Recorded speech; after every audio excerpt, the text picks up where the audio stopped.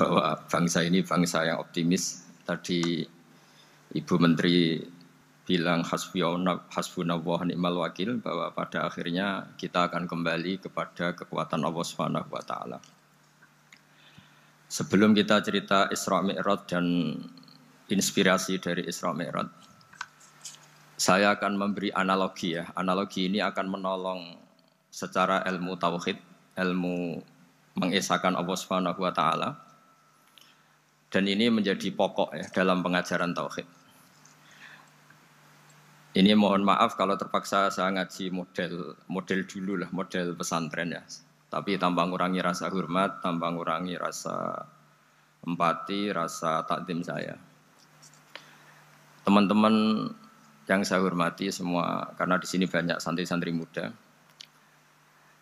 Hubungan kita dengan Allah Subhanahu wa taala yang serba kuasa, yang maha kuasa, yang serba bisa. Tadi dikatakan Bu Menteri bisa apa saja kun fayakun, kalau Allah sudah mentitahkan pasti terjadi.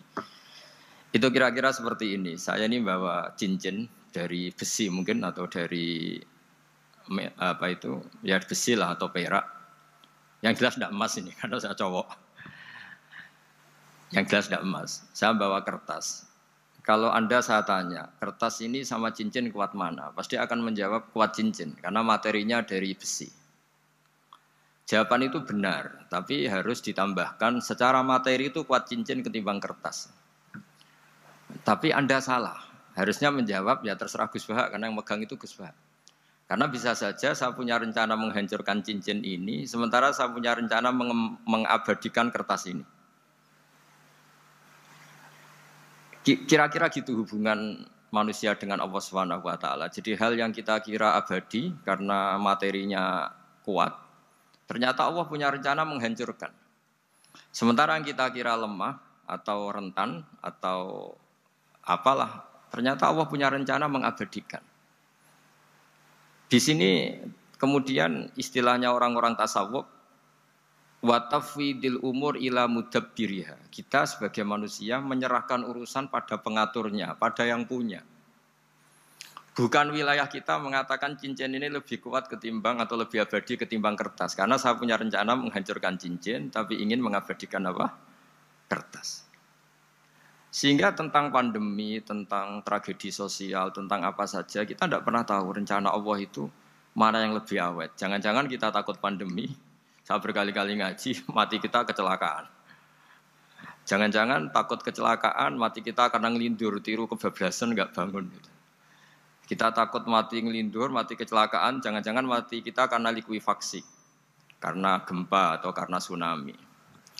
Nah, hal-hal seperti ini yang terus menjadikan kita bilang dan berkeyakinan hasbunallah wa ni'mal wakil. Hanya Allah yang tahu dan semua urusan mencukupi kita hanya Allah.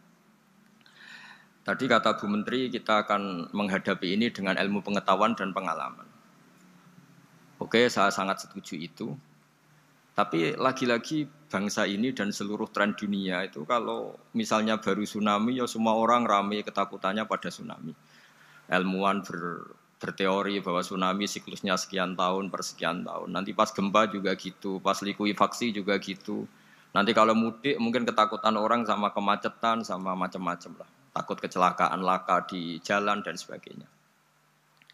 Sehingga sebelum ngaji ini lebih jauh, pastikan bahwa tidak dalam wilayah kita mengatakan bahwa cincin ini lebih abadi, lebih awet ketimbang kertas. Tapi kita harus menjawab secara materi cincin itu lebih awet ketimbang kertas. Tapi secara hakikat ya terserah yang mengendalikan, terserah yang punya, rencananya apa. Nah, di sini pentingnya ngaji. Karena dari ngaji itu kita akan kembali ke ma'rifatullah, ngerti Allah yang sebenarnya. Sebab itu di surat Isra disebut pada akhirnya ngaji itu apa? Subhanalladzi asra bi 'abdihi lailam minal masjidil haram ilal masjidil aqsa alladzi barakna haulahu. Tujuan akhirnya linuriyahu min ayatina. Bahwa Mi'raj itu hanya bagian kecil yang dingertikan kita betapa dahsyatnya kekuasaan Allah Subhanahu wa taala.